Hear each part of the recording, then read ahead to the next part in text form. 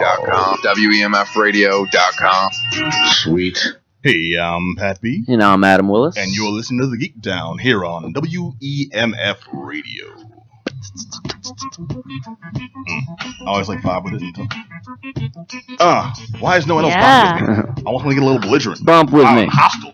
That's right. You need the groove, goddammit. You need to get down. I want to see some boogieing. I want to see. You missed it. You missed it. I didn't miss it. It wasn't there. It wasn't there? It wasn't there. How's that possible? I don't know. We jumped in at a weird point. Yeah. Ladies and gentlemen, welcome to another episode of the Geek Down here on WEMF. I am Pat B. And if you're watching on our Twitch stream right now, you might be wondering what the hell was going on there. Just Johnny was reaching across here and all sensual like and just giving me a body massage. Good old reach around. Yeah, thank you for that. That's how we start the show. Very classy. You are listening to us on WEMFradio.com. Thank you. But also, if you're not one of our new viewers, you can check us out on twitch.tv/thegeekdown and see our pretty smiling faces. But yeah, I'm sorry, I did not introduce my co-host here. The man, he sits across the table there. He speaks boldly and his breath is minty fresh. I'm talking about Black Adam. I go with the fruit gum, not the mint gum. You know that. But anyways, how are you? You look well, my friend. Who, me? Dude, I'm tired. I'm burnt out. I've had a long burnt out. day. It's only Monday too. Well, there is it's only Monday. That gets me out of bed more than knowing that I've got 4 more days. You're one of those. Nah, baby. I'm doing all right. And also, every week when we have the Geek Down schedule, that keeps you going, right? It fuels the fires, my friend. It does, right? Yeah. And we are not alone in the room. All right. No. We got guests, and it's good to have people in the studio. We always like guests when they come in and visit here. Absolutely. Well, welcoming back previous guests, hopefully friend of the show. I look across the table. Enough to come back, anyways, right? Well, we didn't scare them away the first time. Right. Yeah. Enough. Across the table are members of School Tree. Hello. Hello. Hi. Lainey. Hi. And I caught your name once. Sam. Oh, I'm good. Yeah. I'm good. There you go. You remembered the one syllable thing?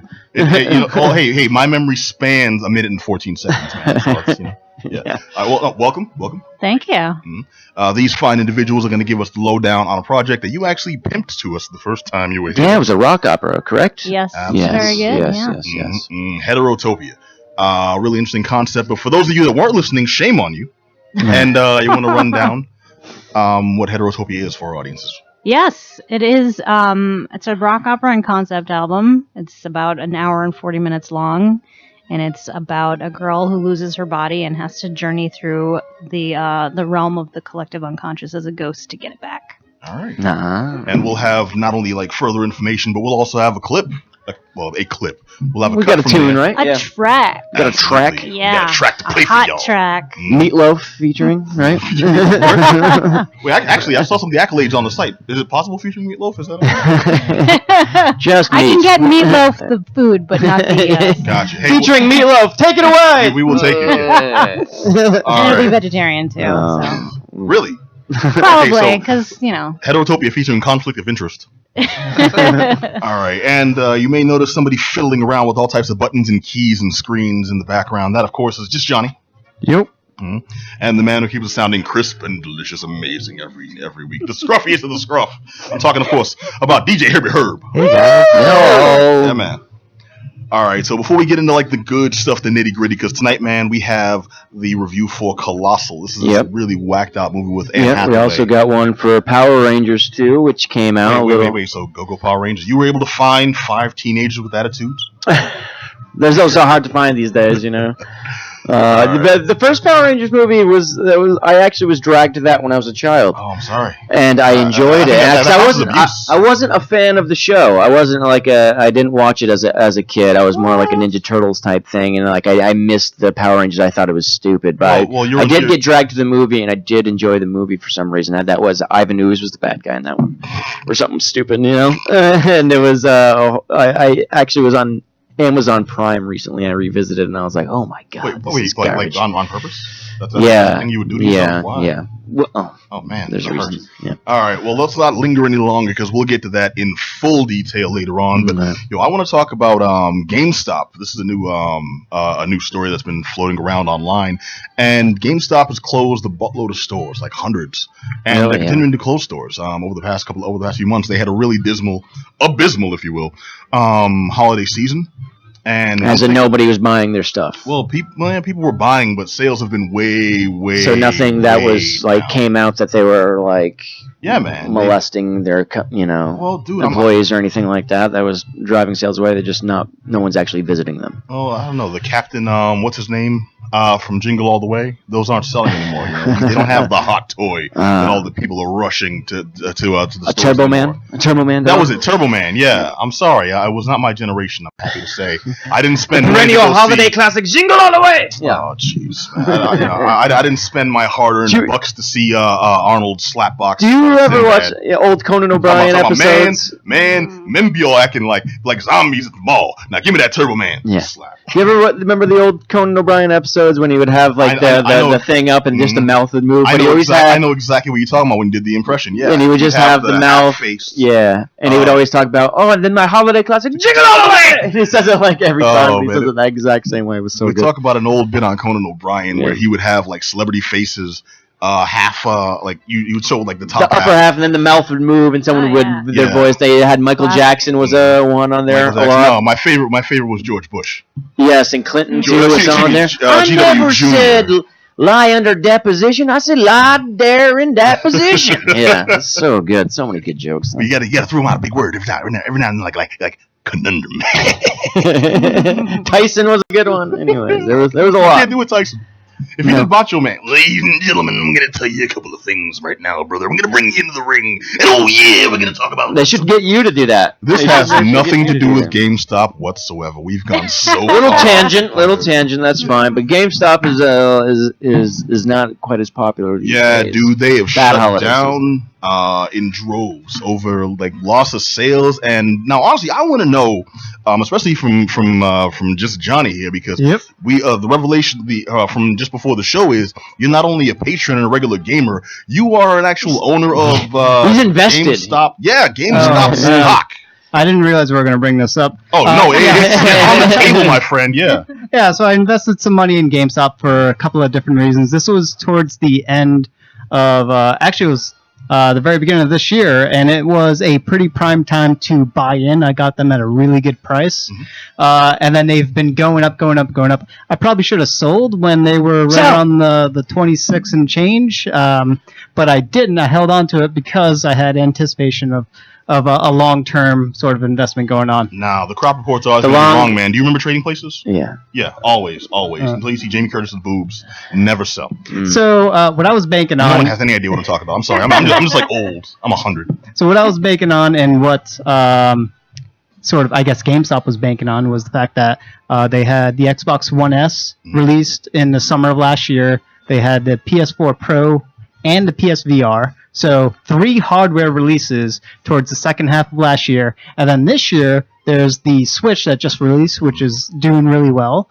And then there's going to be, towards later on this year, hasn't been confirmed yet, but Xbox with the Scorpio, that's going to release yet another hardware release. So my thoughts, and I guess GameStop, same thoughts, is that there's going to be 5 hardware releases within essentially 1 year's worth of time. Yeah, that's their thoughts, but keep in mind, like, also, I don't recall hearing about any specific GameStop incentives to buying these things. Yeah. You go to GameStop specifically to get your S. You go to GameStop specifically to get your Switch, and you get, I don't know, a bonus game, a bonus controller, a bonus blank. At the very least, a GameStop color scheme branded console, something. Like a swipe card that never, Yeah, let me get a keychain and a bumper sticker. I'll take these things. I didn't hear about a damn thing coming from GameStop that would entice people to go there versus Amazon, versus Newegg, versus your big box stores. Walmart was one of the prime competitors mentioned in all the news stories as those crushing the foundation.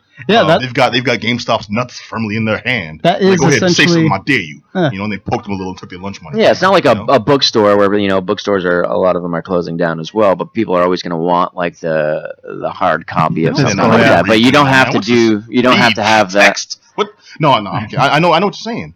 But that's tough because that's like a medium itself that's kind of becoming outdated. Yeah. A lot of people. Oh, sorry. Yeah. So the problem with GameStop is that their sales and their competition with other retailers is lackluster, and they're getting slammed pretty hard by, as you said, Amazon, which is doing some crazy deals with their Amazon Prime and giving gamers, like 20% off on a brand new with game? Amazon Prime, it's like deal. people sometimes when they go into the store, they want it right away. Amazon Prime, you get it the next day. Sometimes now, you know what I mean? So it's really cutting into a lot of things. Well, here's the messed up. If that convenience is easily available at GameStop brick and mortar stores, if I go to the store myself, I'm getting it not just that day, that minute. Yeah. You know, I don't even have to wait for the click or that truck to come around. Amazon became... There's definitely those impulse things where you're just like, I got to go get it now and have it now. You know what I mean? So that's when the store I brought so many but... BS disc cleaners. Yeah. This like whack-ass, horrible-smelling gel that you put around there.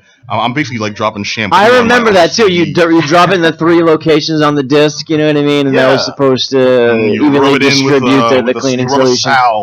A salve. Toothpaste. You're supposed to use toothpaste. Try some salve. I learned later on toothpaste. It's horrible things. These are the incentives that they... This is what supposedly gave them a leg up on the competition. You can repair your discs and your games. We'll teach you the proper way to blow into the cartridge to, fix this thing. And no, it's all total BS. And they've offered nothing to their customers. And they're wondering why they're going under. I myself think it's just a sign of the times. Because I can go to a different store and get more from them and different products, or I can go online, which full disclosure, I get most of my stuff online now. And by most of my stuff, I mean like I'm buying laundry detergent, and getting it sent to my home because I don't have to carry the 4-pound thing, 8 blocks from CVS. Because it's that convenient. A truck will drive it to my front door. And we're not even talking about the just digital gaming overall, which is obviously GameStop gets absolutely none of that. It's all on either Steam or the Xbox. I forgot what it's called, but the Xbox XBLA. I don't think it's XBLA. Xbox Live, Xbox Gold. The package I'm about. Xbox Gold members are the ones that you can buy games with a silver. Gold is the online play. What's their store called? It's just the Xbox Online store, man. Okay. All the stuff is, So the Xbox Online store, the Sony store, so all of these things, you can get these games online, digitally. Well, they work on marketplaces, Yep, and you don't have to, walk to the store or drive to the store to pick up a physical copy of the game. The caveat is that you don't get to trade it in. Or deal with the dorks in the store. That's you don't get the upsale from GameStop. And there was, news last month or 2 months ago where GameStop was essentially lying to their customers by trying to get them. Bed here. Well, I think I tried to buy Conker's Bad Fur Day for the 64 the other day. It was $90. I was like, what the? Well, because you're buying an antique. In 2017, I know, but it was $90. I was like, your game weren't that good. God damn. How rare is it? There's only 30,000 of these left. You better get it. Yeah. It's a rare mint. That speaks to one of the primary problems right there. They've fallen behind the demand of the customers.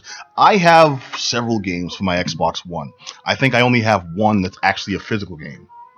And that's the one that came with the friggin' console. Everything else has been digital. Which games comes with the console these days? Halo 5. You used to get the crap one. Halo 5 came with the console, and that one they gave me a little cardboard, case thing that came with. It was like take Scotch tape to the side. They didn't even care. It was like, here, we got your money. Here, do you play with the little toys and stuff? But everything else has been digital, and none of it has come from GameStop. And I don't want to bag on them. I don't want to sit there and this company sucks, and here's 19 reasons why. That's not what I'm doing. But it's plain to everybody except them to see why they've fallen behind the competition. And I think, unfortunately, this is one of those situations. I was probably going to go the way of Radio Shack or something like that. Yeah, and there is no Nick Cannon waiting in the cut to save them somehow. There is no Charles Foster Kane to say, I've got... Those are 2 great polls right there on names. Nick Cannon to... Well, nothing says cinema classic more than Nick Cannon. So that's Hollywood royalty right there. It was 2000... on Rushmore. 2007, 2008 was probably the biggest boom, and maybe again in 2010 or 2011 for GameStop, and they've opened up tons of different stores, and now they had to close 2 to 3%. So it's it's a show of the times. Things are slowing down for GameStop, and you don't see Best Buy closing up shop. You don't see the gaming department of Walmart. Well, now the perennial question: are we sad about this? I don't know. They're taking all our healthcare and stuff away soon anyway, so we should probably save our money. Yeah, they took our health. First they came for the healthcare. Too late for that one. Then they came for the guns. Now All right, started to drop that on us. Yeah. Nah, it's okay. It's okay. So yeah, in reaction, Marmalade's America. Marmalade's America, people. In reaction, GameStop stock has tanked since. Yeah, I so think basically, Friday. sorry to you Yeah. for actually having. Can we get the mana fishing? Yeah. Can we please get the mana fishing? Someone buy this guy a sandwich. Yeah. It's all right. I did something very stupid in response. No, you invest in Funko Land too, man. No, I just bought more GameStop. What? Just bought more. Wait. He bought more. I was talking to him about it, and he's like, Of all the masochistic stunts, That's it, man. It's Dark Souls side of me. It's like, yes, lose more. dude, some people are into pain. You know? I mean, I've been to Machine more times than I can count. You'll be the Stop. first. You'll be the first person over You there. gotta see, like, Yeah. it's now a discount. Buy Right? low. I'm buying Right, exactly. He's buy buying low. low. Yeah. yeah. So They probably won't go up again, but I'm buying low. They have a really good. buy low so I can not sell it. They have at a all. really good yield. They yield over 6%. I think it's at talking- like 7%. no, you're right. One good So- government bailout, and you are all set. Exactly. Yeah. Yeah. Am I the only one that? Detroit GameStop. That's where it They're goes. too big to fail. fail. Yeah. Oh, there we Am I the only one that anticipates next year? Just Johnny sitting on a stack of you remember the AOL the AOL free hours discs. Oh, yes. That became frisbees and coasters. You have 1 year of online time for free. Yeah, I see you in your Subscribe now. GameStop stock just sitting on a pile weeping. Just a bunch of used games. I'd have a throne of used games right there. Stocks that are worth nothing and just a bunch of used games. I'm really struggling to make a game. Finding Nemo for Xbox. Throne of Games. That'll be my crown. Throwing them games. Bunch of Disney Oh, titles. perfect! That was Laney's School Tree of the band School Tree. We'll talk to them in a minute. Check out Heterotopia at Heterotopia Rock Opera on Twitter. That was genius. That was perfect, and I'm a little upset that it was right there, just out of grasp. Sam very was just quick. like, up, you want it? Perfect. Okay. Well, GameStop, dude. Honestly, I think the last incentive they had was being able to, sell them games back. Yeah, the used game market, which is still pretty thriving and pretty reasonable, and it might get a bump. Who knows? Because Nintendo did go the more physical route. So their console, the Switch, has very limited built-in storage. So that sort of dissuades people. That's the first negative thing I've ever heard you say about the Switch ever. I've said multiple negative things. It has too little storage. It has 32 gigs, and I think like 5 or 7 of that is already used up by the OS. The most negative thing you said about the Switch is, well, when I asked it to marry me, it said, I can't, I'm just a machine. My recommendation was for people to not buy it. Apparently, they didn't listen to me because it's sold out everywhere. Yes, and I'm sure your gushing reviews had nothing. Yeah, but you just gave Zelda one of the best reviews there, Yeah. too. Well, that's different. That's not the Switch itself. Zelda is a fantastic But it's on the Switch. That's landmark game. It's a reason to buy it, though. That you're clutching it to your chest. Like, and then the next thing about this game was, Well, anyways. we had to change that. GameStop is kaput-ish. Yes, indeed. On the outs. Yep. All right, we're starting to run a little long on this. So basically, GameStop sucks. No. If you have anything more Buy to say now. about this, you want to chime in? Don't buy. Don't Yes. buy. No. Buy now. I don't know. Don't listen to us. Though. They're officially penny stocks, man. That's a daggone shame.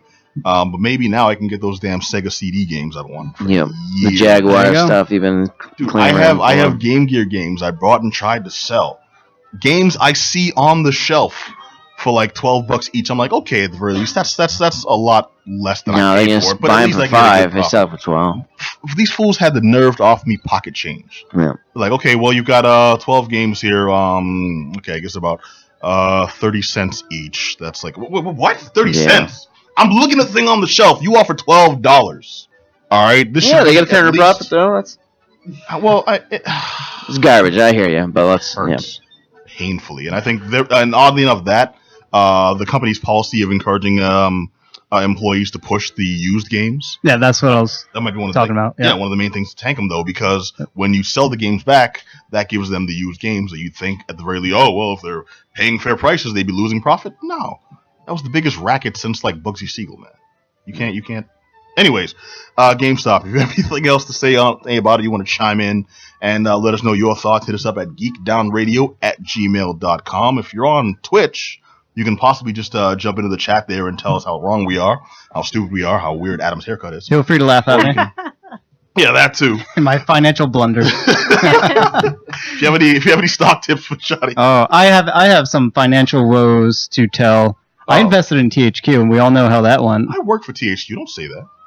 Well, I did, not now. Well, exactly. Yeah. Well, okay. Yeah. No, I get it. Let's not rub salt in the wound, okay? It's my wound. It's our wound. It's our wound. There we go. We share a wound. This is gross. See, maybe you should now try out Dark Souls. I refuse. Is that a transporter accident? Nice. What's going on here? Okay, so let me just jump into the next review. I got to see this movie Colossal, starring Anne Hathaway and the Holmes. What's his name from We Are the Mellows? Jason Sudeikis. Yeah, and I'm not a big Jason Sudeikis fan. I was telling you that earlier. Yeah, I just you were don't hating find on him earlier, funny. man. Yeah. I don't know what's going on. I don't think he's a bad guy. Given that I don't know anything about him, but he's just not funny. All right, well, you know, you're right. He has had a lot of misses. This was not one of them. This wasn't a great movie. I'll say right off the bat. It's not a great movie, but it is one I'd recommend people seeing if they like more toned down indie movies. Yeah, it seems it's a weird premise here where this woman Anne Hathaway is going through some issues, I think, right, and that's how it appears, and it basically manifests itself in this giant monster that's like taking over the city, but she controls it in a way with her emotions without realizing it. Right? Well, no, you pretty much hit the nail on the head. There's a little more detail that goes in there. And Right. all I'll say is I can break down the movie this way. A woman from New York, she's got a drinking problem. She parties a little too hard, and her boyfriend kicks her out. And he says, until you can get your life together, don't come back.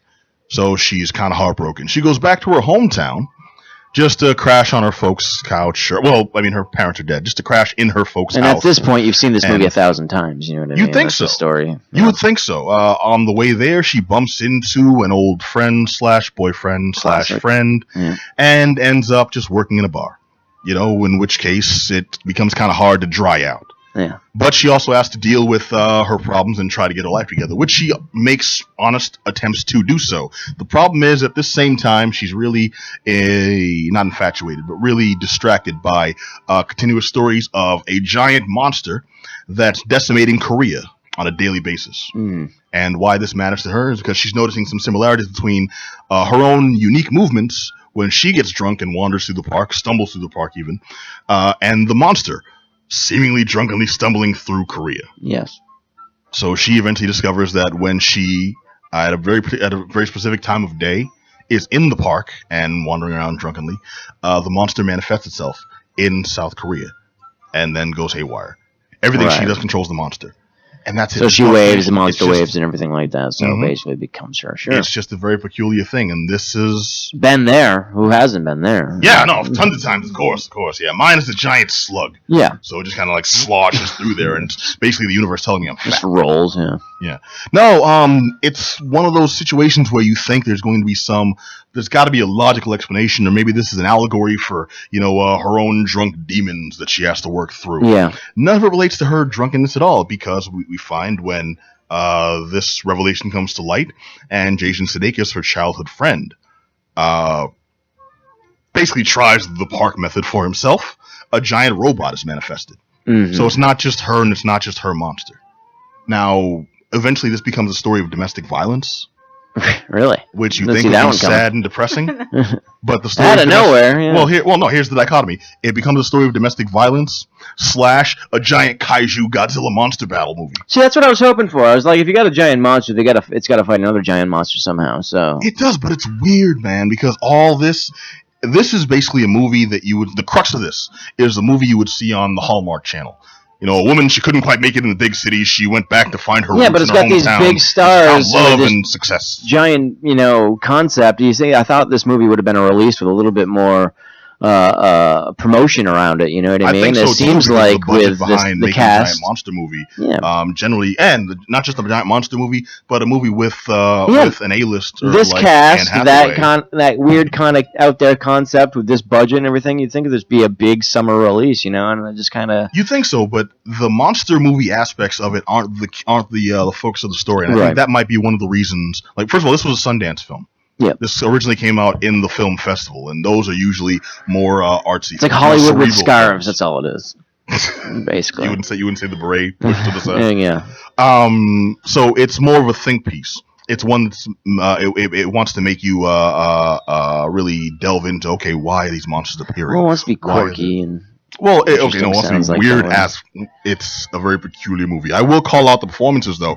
I've never really seen Anne Hathaway play like such a damaged character, Really? Rachel getting married wasn't? Yeah, well, okay, in this she's just an outright drunk. Okay. And that's kind of new territory. Uh-huh. And I'm used to seeing her playing more upscale, classy. Like she's just got that face. Yeah. And this just worked for me. I'm like, no, you are a mess. And who thought all it would take was to give you some bangs?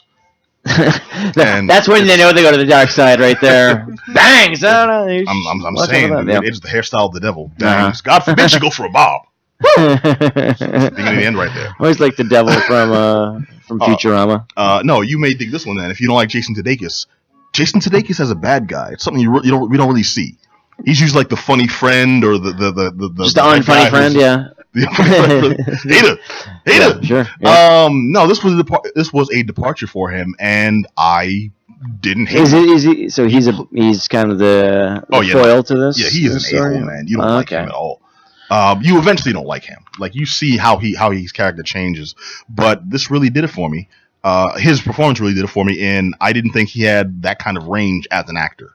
Really? And maybe this isn't him stretching too far. Because this wasn't like doing Pootie Tang and Schindler's List in the same year or something like that. And Schindler's List. Yeah, they're right there neck and neck with each other. I think. Yes. Hey man, when Pootie Schindler pulled out that belt and was just time the hammer time. Exactly. Yeah. Hitler, my main date. You're like what? What I'm getting at is it's good to see people get out of their comfort zone and display a range of talent that you didn't necessarily think they had. Right. That was deep. That spoke to me. As for the movie itself, it plays on a couple of things that I didn't dig, but mostly because I don't dig those character types. Like Hathaway herself, she's playing a drunk, she's playing an unlikable character, and a couple of the things she did, I did not like. So I probably should like the movie better than that. But I'm like, I know people, and I've dealt with people just like that. And this is a little too close to home, maybe in some situations, because I dealt with people with extreme alcoholism and the things that they do, the behaviors they inflict on certain folks, and the fact that in this movie it's used as just a means to show how damaged she is. I'm like, real people struggle with that. Real people are affected by that. I myself have been affected by that, and that makes it a little more than just a plot, something that should be a little more than a plot device to me. It's got Tim Blake Nelson in it too. I like that guy. It does. The dude I was going to call out though is Dan Stevens. Yes, the name it's the most generic name ever.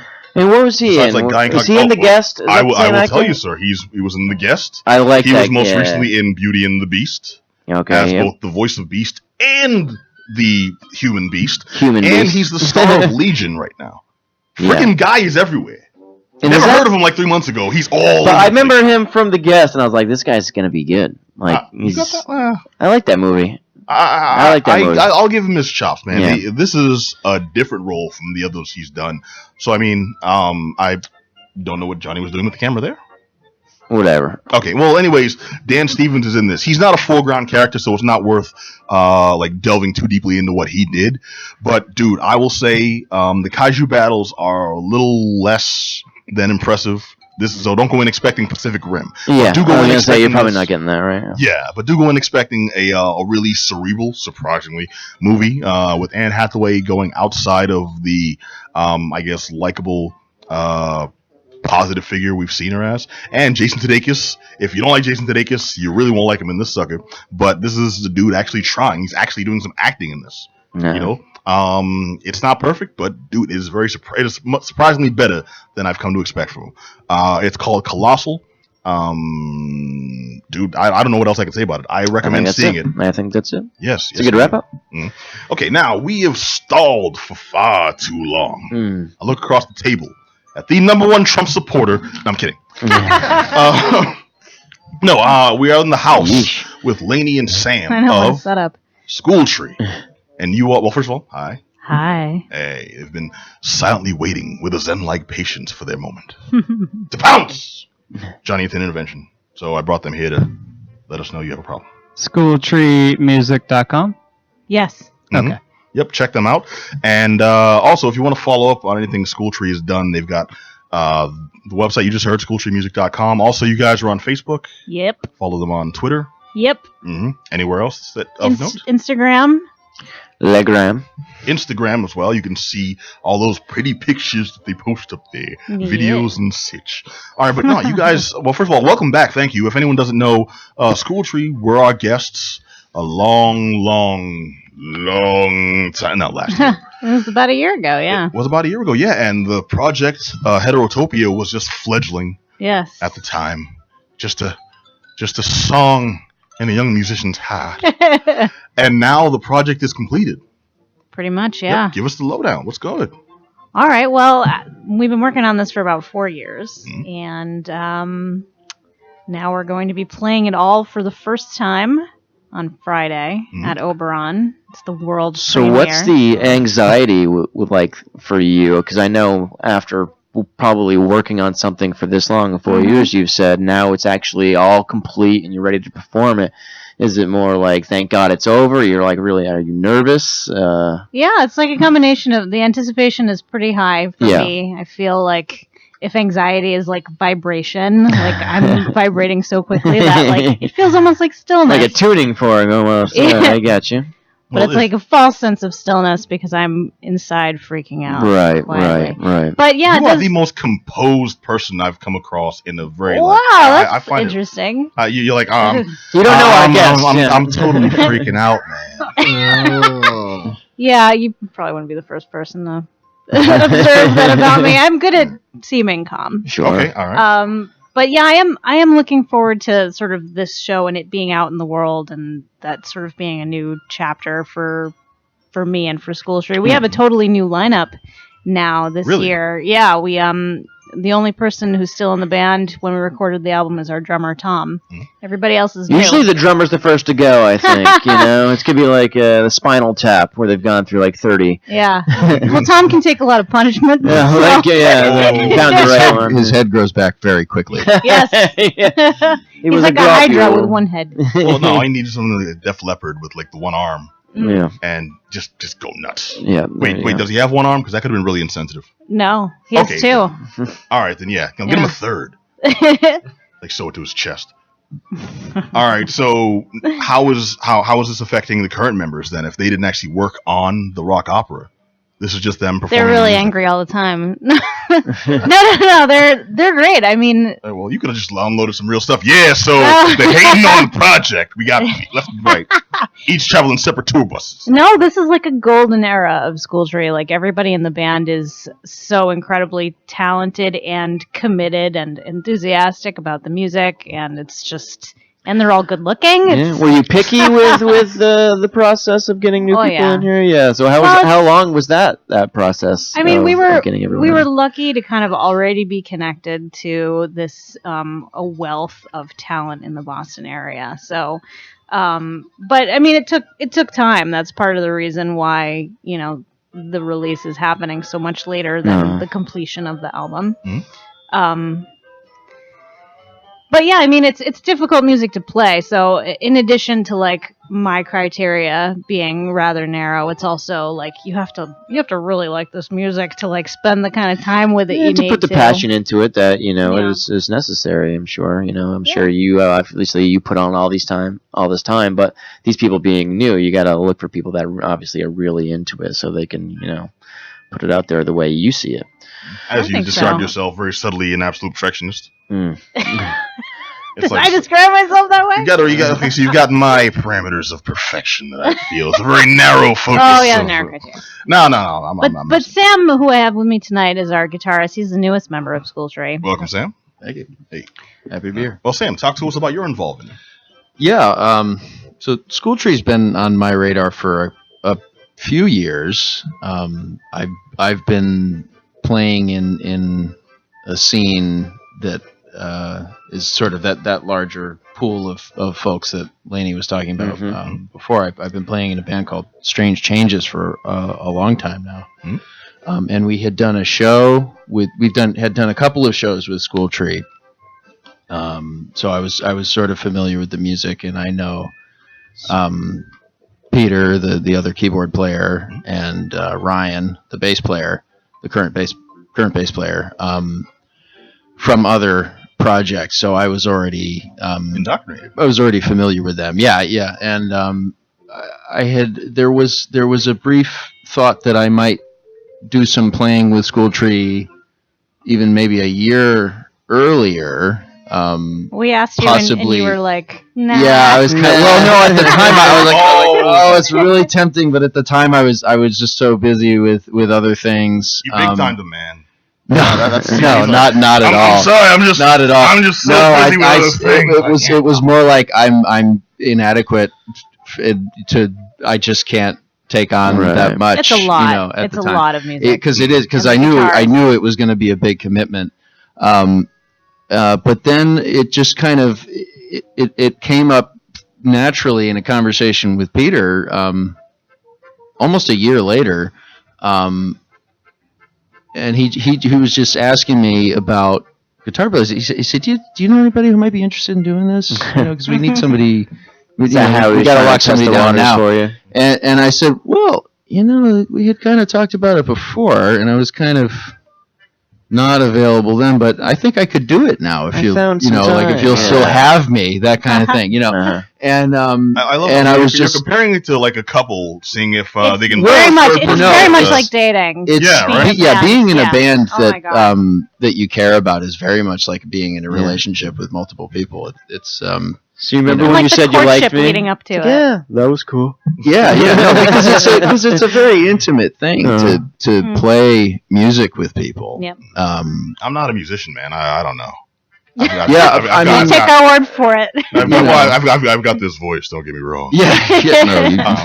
But no, the most I've done was like I played in the school band. We talked about that a little last week, so I apologize for bringing it up again. Yeah. But it's just the dynamic of people who do this on a professional level. Like this is life, Yeah. So it's just a whole different world. Sure. And some folks can't fathom that this is how you operate. Right. And the fact that they saw you and were like, this dude is talented enough to grace us with his, his presence, and vice versa. This dude would honor us if he would lend his talent.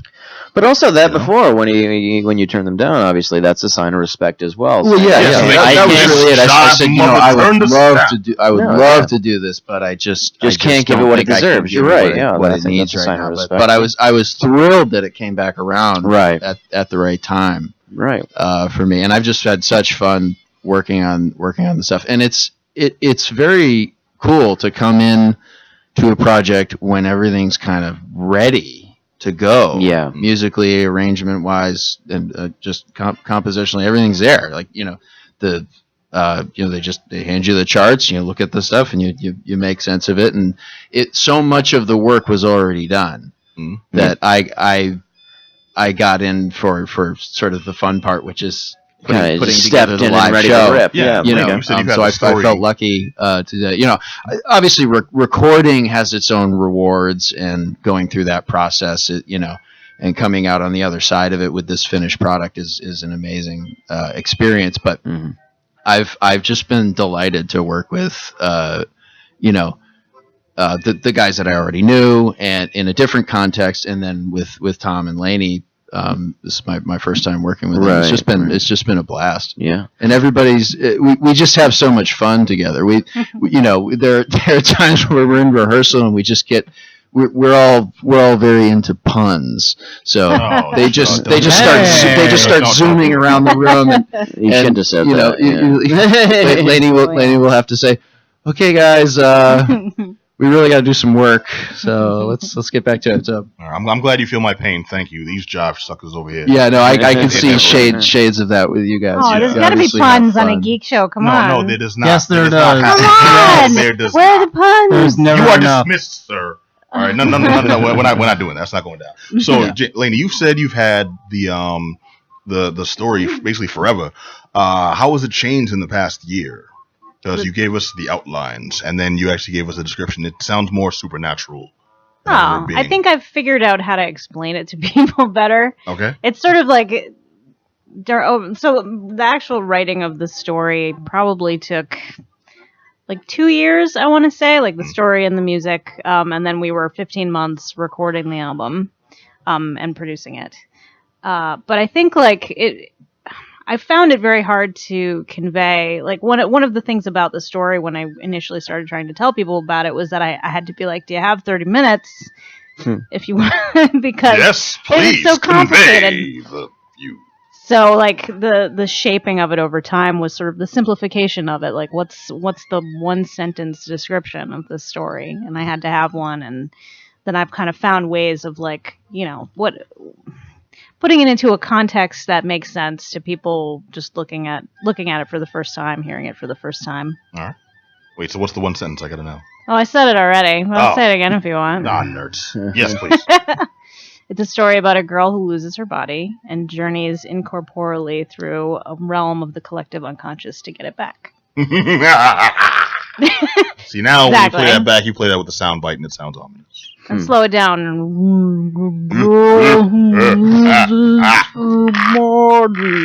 And this is Heterotopia, right? Yes. Okay. We have the. Is that the album artwork that's on the website?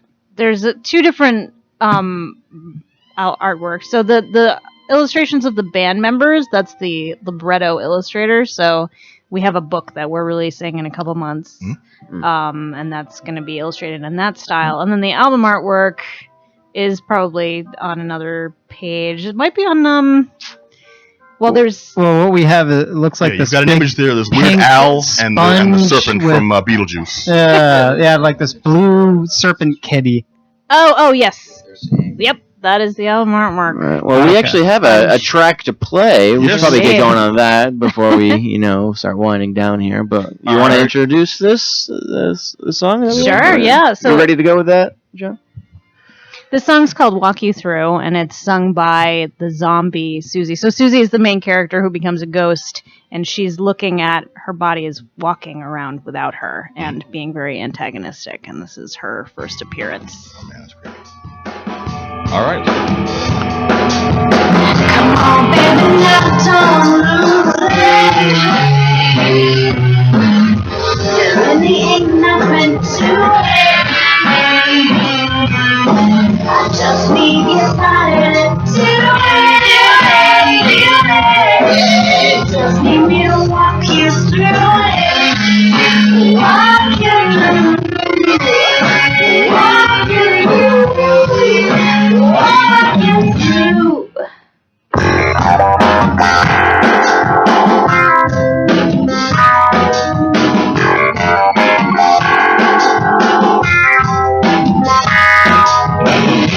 Child, let's not mess around. Can't stop me from going down. It's free, you won't make a sound. Let it happen 'cause it's mine now. It's mine now. It's mine now. It's mine now.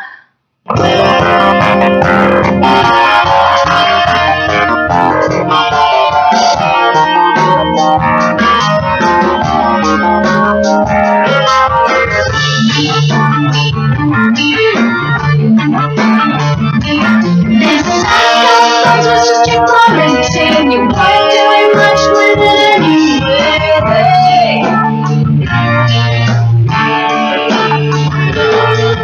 Don't leave time for another day. You always find endless way.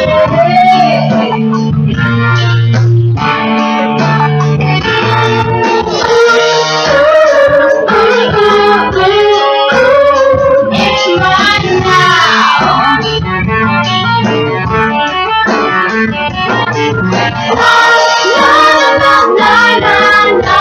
No, it's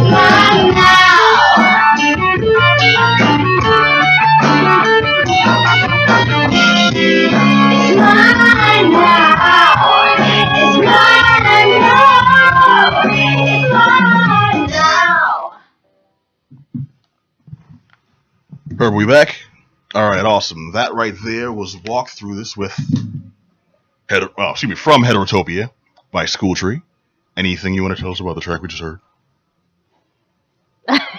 Other than what they told us to go. Well, no, I mean any like extra tidbits. Like you may have heard this instrument on there, or you may have heard a few different key changes, which I did notice, and that may give you the sense of like the blank that we were trying to build up, and things you save for afterwards. The effect, if you will, that was meant to be achieved. It sounds very Did you achieve? psychedelic.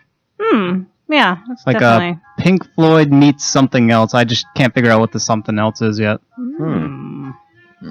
I feel like you just blew their mind, my friend. I didn't get no Pink Floyd, meets but Stevie Wonder, maybe. Yeah, you haven't listened Plus to enough maybe Pink Floyd. King Crimson a little bit. Yeah. No Freddie Jackson. no, I dug it though. That was good. I really Thanks. did. Farthest I really possible. dug it. No, I enjoyed it myself, but now let's give listeners the actual information on where they can check out Heterotopia for themselves. Yes. Well, on Friday we will be performing it in its entirety at Oberon. I think there's a handful of tickets left for that show. Oh, still available. Okay. Yeah. And then that day it'll be released digitally. And we're taking pre-orders now. And you can actually get Walk You Through when you pre-order it. But that morning it'll be released to the world.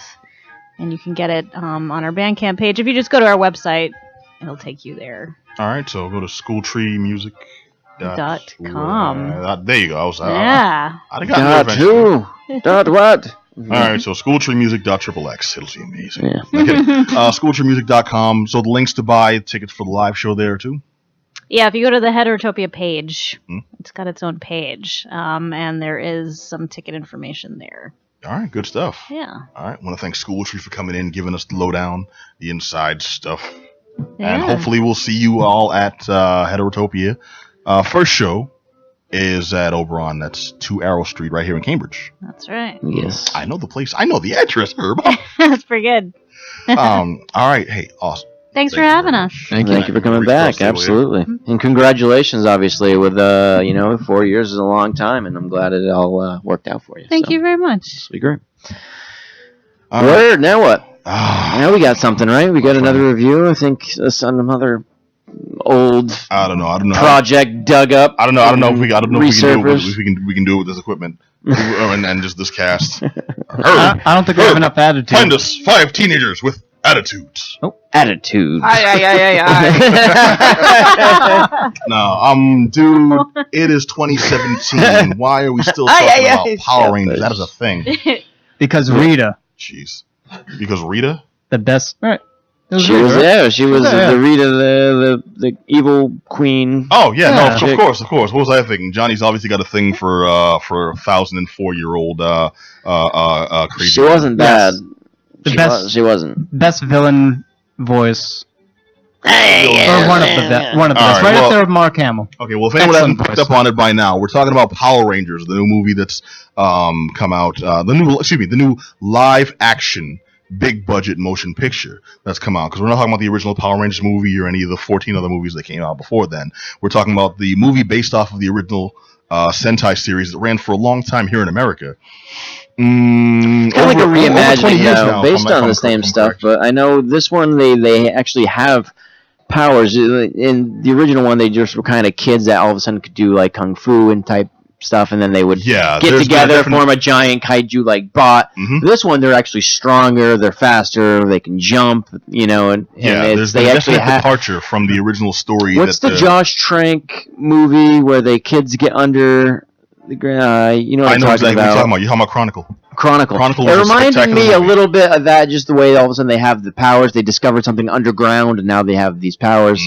It is a little like that. The difference Yes. between this movie and the series, like you said, is they do become enhanced beings, and that was never a factor of the original show that Right. we knew here in America. They The thing about did the show get is stronger, that was though, they got stronger with their suits. with Right? their Yeah. suits, but that's when they were the Power Rangers. They weren't Yeah. just like the kids themselves. Yeah. This was based off of an older series that had been running since the 70s. Mhm. Where they got all the footage that they would cut in from Japan. These were old. This was old show footage that was from the Super Sentai series. That's where the original Power Rangers came from. This is very different. This movie is a standalone. That's not taking from pre-existing property. Yeah. So this was one story in an attempt to kind of conglomerate not just the original Sentai series history, but the Power Rangers history that we got in the complete run of the show. Right. And that's one thing I really want to emphasize, because if anyone was a huge fan of Power Rangers, I look around the room, Power Rangers fans? No. Laney could not be less interested. Herb Power Rangers fans, whatever nerd. I watched it because I had to. Herb was a fan, though. All right. My mom actually said, Okay. Mighty Morphine Power Ranger? What? Morphine's a drug, right? Well, I would watch that show. That'd be the most boring show. They're just lying, strung out. That's a sleepy show. I'm going to assume the show isn't them on morphine. The show is what they see, and it's just like them flying through craters and punching sentient cats in the face while they do math. Why they do math? It's like, Now that sounds pretty good. yeah, I can't get your checkbook. How dare you? Who were the bad guys too? If the original show, it wasn't like the Foot Clan, but it was like the Putties. Was it? Well, the Putties were the henchmen. The Putties were the original. henchmen, The original right. villain was Rita Repulsa, and Rita Repulsa is played in this picture by an updated version, a more legit, darker version of Rita Repulsa is played by Elizabeth Banks. Yes. And also we get a couple other big names too, because Bill Heater does the voice of what's the Alpha. The robot. He does Alpha. Yeah. Or Goldberg or Goldar. Goldar. Goldar is actually not voiced by anybody in this movie. The characters, the key characters, the ones that stand out. First of all, Rita Repulsa was like the big controversy in this one, because there's been a lot of talk of whitewashing in various movies. Oh my god! And one of the lesser versions still controversial, was Rita Repulsa being played by the very Caucasian Elizabeth Banks. And I don't think that was a uniquely. The only person that ever played Rita Repulsa was the actress on the old Sentai show / Power Rangers, and even then, Rita Repulsa is her name in the West. She was a specifically racially ambiguous witch. Exactly. And I think I forget the actual name. Power Rangers fans will kill me for this, but it was like the character's name was like Bandai or Bardai. Basically, it was something one word, and her goal wasn't, I'm just going to take over Earth. Rita Repulsa's goal was very obtuse. I'm awake, I'm going to take over Earth. Cool, you were asleep from what? You were imprisoned from where? And then I'm just going to take over Earth. The original character, her goal was to snuff out all children on Earth, so we won't be able to there will be no future generations, and that will destroy the human race. That's some dark stuff. That's a good goal. That's creepy as hell. Yep. So they lightened it the hell up. Well, with this Power Rangers movie, they've darkened it the F up, because this was raw, man. Rita came, and it wasn't like, oh, I've got my monsters, and they're chasing people back into their libraries and coffee shops. No, she was murdering folks left and right. This thing got raw, and I loved every second of it. Yeah. I will say the concept of recruit teenagers with attitude. We've made fun of that a few times on this show, but this is the first time they've presented the Power Rangers as delinquent kids. These weren't just we're all friends and we hang out at the mall. Yeah, we all go rollerblading together and stuff. Yeah. Wear matching outfits because that's the local bullies, and then go play volleyball. The first one had like this major nerd guy, but like he had no attitude. He was just a nerd. Talking about Billy? Yeah. Yeah. Billy. Yeah. Billy had no attitude. This is correct. They did not have attitude. They didn't. They were attitude-less. Well, okay, that's one thing I really like about this picture. They cast the Rangers as different members of different personality types that are more realistic. The hardcore nerd kid was an autistic kid on the spectrum. The kind of rebellious punk girl. She's a girl struggling with her own sexuality at that point. Yeah. So she doesn't know, am I lesbian? What is a lesbian? Yeah, some real issues, kids I'm sure would have instead of, making a kind of a mockery of teens' problems. Well, and everything. It felt like they were trying to take it seriously while dealing with very not serious property, and the balance was good. As somebody who wasn't a hardcore fan, I was very aware of Power Rangers. I was just in that age range. Yeah, I was a little bit outside of it, yeah. Yeah, it was just like, I'm aware of it, but I'm in 5th grade. The 4th graders are into this. Yeah. That type of thing. Yes. Exactly. Well put. So I'm aware of it. I know the lore. I know the background. I know far too much. I may have more than you want, I guess. Yeah. But it's like I'm aware of these without having that deep emotional attachment. And not having that emotional attachment, I can see the differences in what was just plain stupid versus what could be faithfully adapted, and I'm very impressed at the fact that they adapted this. Well, it made a legitimate. It updated this project that really didn't deserve it. You know what I mean? So in a way, I don't know about that. I do. I just don't think Rangers has had saw a solid 20 plus years of perpetual success. And we're talking about a show that's been canceled multiple times, has basically been swapped. I'm saying it was just a trash project in the first. I mean, it was popular, but it wasn't really. I don't think it deserved this. Well, I am. That's my opinion. It's been in a box for 20 years, and then finally you hand it to someone and say, "Here's this box I've been pooping in for 20 years." Yeah, but that's the thing. It has not been 20 years of obscurity. We're talking about a show that since the 70s was on in Japan in various iterations. Not because, well, this one didn't work. Let's try this. This didn't work. Let's try this, and then continuously switching. It was a show that was so popular they had to keep switching out the cast to keep it going because people wanted to watch, but folks were out. Folks were aging out of the roles. I'm talking about the demographic that's mostly going to be interested in this in America is that one that grew up with it in the 90s. And I think to us, yes, because we're familiar. That's what I'm saying. That's that demographic that is scared at. That's the point, man. Because I'm answering your question here. To us, it is because we're only familiar with one version of the Power Rangers. That the first like 3 years, I think. That first crew of Power Rangers, which was Jason, David Frank, Zach, Walter Jones, all those first 5 kids, and they ran for the longest span of Power Rangers, which was about 3 years. And that only fizzled out because the show was popular and kept on going, but the actors didn't want to be tied to the one role. So they opted out of contracts. So they started switching out things and going more along the lines of what the Japanese show is doing. What we're not aware of, because we became friggin' adults and grew up and developed lives, outside of the show, is that it kept going. After the Power Rangers that we knew, there was the Power Rangers Zeo. They went to space. They became like cops. There's one, There's one where they became ninjas. There's a bunch of shows. It had a bunch of copycat shows, and they talked about bringing other members of the other lesser shows that were basically ripping off Power Rangers into Power Rangers because the Power Rangers was still so damn popular, and the other rip-off shows were failing. We're only aware of these because, we knew of the first one, and that's that thing I liked when I was a kid. That's that thing little kids liked when I was, in middle school or whatever. But that's old, right? No, it was always there. Still always there, and for some reason the damn thing would never die. I think a movie now is completely warranted, just like a couple of years ago they did the Hardcore Power Rangers short, if you recall. No. Okay, a few years ago. This was actually, you can still find it on YouTube. If you look at maybe Hardcore Power Rangers, the Great Power Rangers, yeah. Yeah, it was like super like dark and stuff, dude, right? The Green Ranger, the Green Ranger was in it. Yeah, the original Green Ranger was in the too, and promoted it a lot, but also understood why people were kind of against it, because at this point he's no longer Tommy, the teenage dude that was on this show. This is a real big sidebar. I'll make this quick. I realize that. Green Ranger forever. Yeah, he's no longer the teenager that was on the show and just a teenage martial artist. He's now an adult dad. And this is a property that's always been for little kids, which is also one way it's easy to lose touch with because it's still for kids. These are ultimate heroes. They fight really corny ultimate villains, and the whole thing is just black, white, no real gray areas. So it's very simplistic, so people move on. It's always been for kids, so when they released the gritty, hardcore version, that 14-minute short on YouTube, it had it had people dying, it had like foul language, all types of stuff that's not meant for those original small audiences. So I understand the standpoint, and so did he. And he actually spoke out against not the movie, but against some of those things being in the movie and so prominently presented.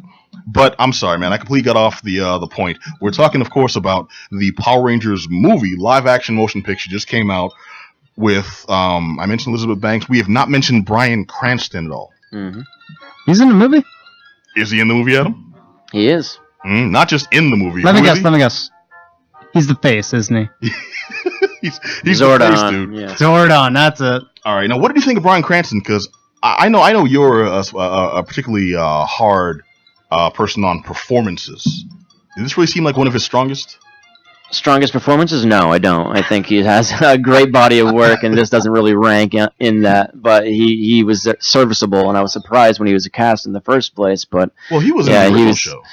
What? Did you know that he was in the original Power Rangers show here in America, the American show? Yeah, maybe, but I just don't think that in the scheme of things and what he's done, I don't really. This is a blip. I don't. But he was good. I liked his performance because we've never known anything really about Zordon.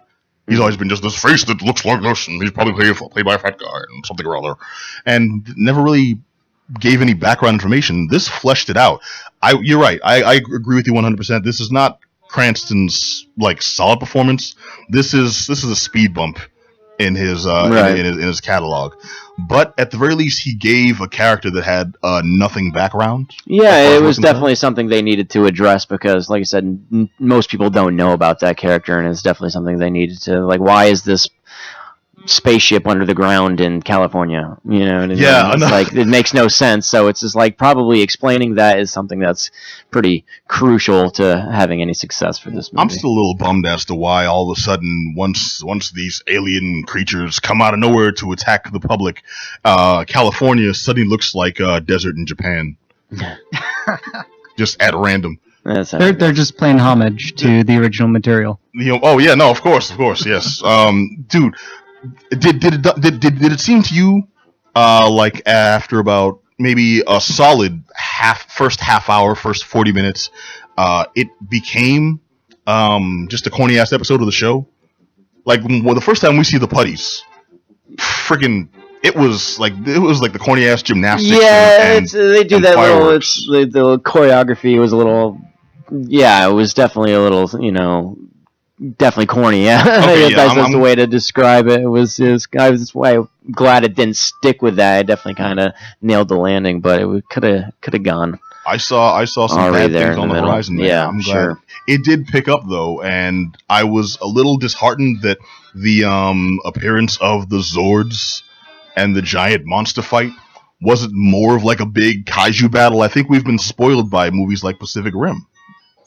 Yeah, I mean that's the high watermark for that type of stuff. So everything's going to be compared to that from now on, rightfully so. You're wrong. It's Godzilla. What? Wait, which Godzilla? Because you don't mean Shin Godzilla. Shin Godzilla, that hot garbage with this thing. It seems to be the theme of the show too. It's good music and kaiju battles in the middle of a city. Hey, there are worse Somehow ways to we've spend a Monday reviewed night. two movies that have that same stuff. Did they have good music in the movie? And this I was talking about hers. Oh, but the music, I don't know. The music actually was spot on. Where the original TV show was known for just that riff, the most 90s guitar work ever. Next to a porno, yeah. The car, wow. The porno guitar. He's kind of right. We see how Johnny and Adam spent their middle school years. Mm-hmm. I think this was a solid and respectful adaptation to anyone who was a hardcore fan. There's going to be Easter eggs galore that you'll notice, and if you don't, and if you weren't into it, it's just a good, fun, dumb movie. It's about a bunch of weird kids. They are imbued with powers. They control big robots, and then it gets a little heavy-handed on the family stuff and the friendship stuff. But besides that, I mean, I had a decent time. I wasn't a hardcore fan. I can't say, dude, run out and see this right now. You can't. My boner can be seen from space. I'm so excited. It's not that. This is a movie with a lot of like pretty colors, a lot of emotional moments between teenagers. They cut out a kiss because that was too much for audiences who just wanted to see the action, and they cut out a couple of the grittier fight scenes because it had to have a certain amount of emotion. So this is a movie that you can tell was possibly adjusted by committee to appeal to general audiences, but as part of the general audiences, it appealed to me. If anyone was a hardcore fan of Power Rangers, I recommend seeing it and take it with a grain of salt. If you weren't really a fan, I recommend seeing it if you just need something that, hey, I'm out at the movies, I want to see a picture, I don't have to think too hard about it, but I'm going to have a decent time. That is this one. And I will end off by saying, it's one that right off the bat lets you know this isn't the little kiddie Power Rangers you may be expecting. How do they do that? In the first 5 minutes, there's a bestiality joke. Yeah, just it's just there. So they just throw it at you. Is it PG-13? Yes, it is. Yeah. But I wouldn't say it's something you really have to shy like kids that are maybe around 8 away from. They can still see this and handle the stuff that's within this movie. Power Rangers, Adam, what do you think? Thumbs up? Yeah, I think it'll be a good movie if you have an attachment to the material, but it's also if you bring a friend that doesn't, they'll be interested in it as well, given that it's updated to a way that kind of fits in the natural action movie tropes that that are out there now. So I think it's good. Yeah. I'm surprised to hear you say that, man. You seemed like you were going in the negative route.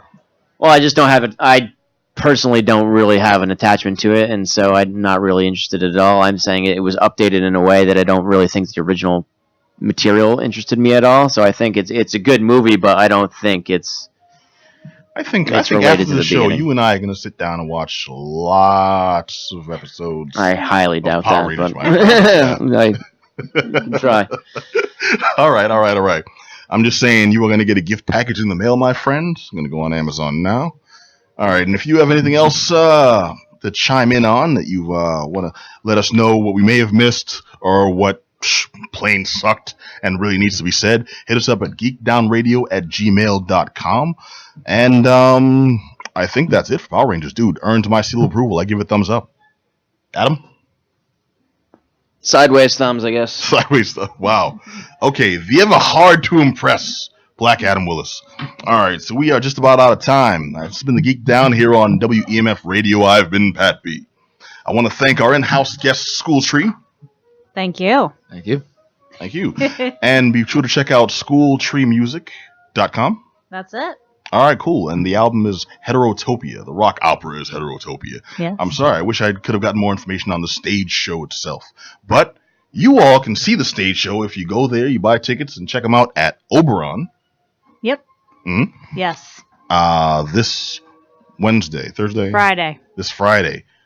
All right. I don't know dates. You act like I'm aware of what time.